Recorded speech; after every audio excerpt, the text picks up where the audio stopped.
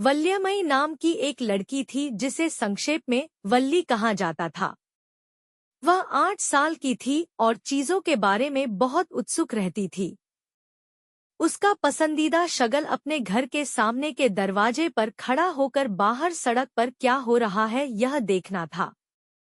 उसकी गली में उसकी उम्र का कोई खेलने वाला नहीं था और उसे बस यही करना था। लेकिन वल्ली के लिए सामने के दरवाजे पर खड़ा होना उतना ही आनंददायक था जितना कि अन्य बच्चे खेलते थे। सड़क को देखने से उसे कई नए असामान्य अनुभव मिले। सबसे आकर्षक चीज थी वह बस जो उसके गांव और निकटतम शहर के बीच यात्रा करती थी।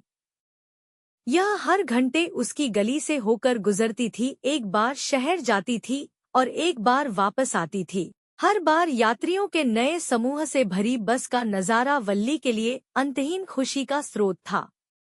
दिन ब दिन वह बस को देखती रही और धीरे धीरे उसके दिमाग में एक छोटी सी इच्छा घर करती गई और बढ़ती गई। वह बस में सवारी करना चाहती थी, भले ही सिर्फ एक बार। यह इच्छा और भी मजबूत होती गई जब तक कि यह एक जबरदस्त इच्छा नहीं बन गई। जब बस सड़क के कोने पर रुकती तो वल्ली बस में चढ़ने या उतरने वाले लोगों को उत्सुकता से देखती।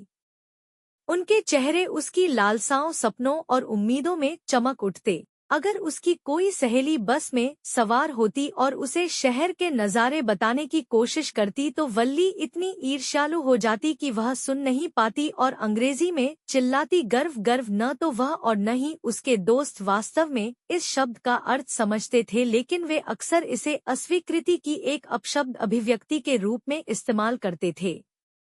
कई दिनों और महीनों तक वल्ली ने अपने पड़ोसियों और नियमित रूप से बस का उपयोग करने वाले लोगों के बीच बातचीत को ध्यान से सुना और उसने यहाँ-वहाँ कुछ विवेकपूर्ण प्रश्न भी पूछे।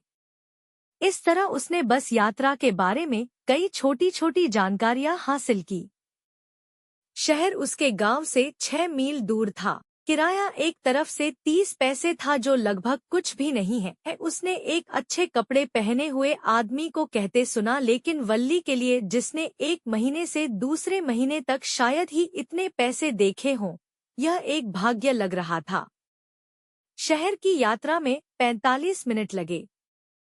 शहर पहुंचने पर अगर वह अपनी सीट पर रहती और 30 पैसे और देती तो वह उसी बस से घर लौट सकती थी। इसका मतलब था कि वह 1 बजे की बस ले सकती थी, 1:45 बजे शहर पहुंच सकती थी और लगभग 2:45 बजे घर वापस आ सकती थी। वह लगातार सोचती रही, फिर से हिसाब लगाती रही, योजना बनाती रही और फिर से योजना बनाती रही। खैर, एक सुंदर वसंत के दिन दोपहर की बस गांव से निकलकर मुख्य राजमार्ग पर मुड़ने ही वाली थी कि तभी एक छोटी सी आवाज सुनाई दी जो चिल्ला रही थी, बस रोको, बस रोको। और एक छोटा सा हाथ आज्ञाकारी ढंग से उठा।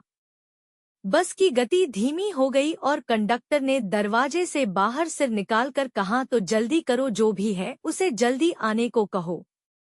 मैं हूँ, वल्ली चिल्लाया। मुझे ही चढ़ना है। अब तक बस रुक चुकी थी और कंडक्टर ने कहा, ओह सच में तुम ऐसा नहीं कहते। हाँ, मुझे बस शहर जाना है, वैली ने कहा। अभी भी बस के बाहर खड़ी थी और ये मेरे पैसे हैं।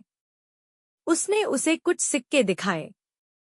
ठीक है, लेकिन पहले तुम्हें बस में चढ़ना होगा, कंडक्टर ने कहा और उसने उसे चढ़ने में मदद करने के लिए हाथ बढ़ाया।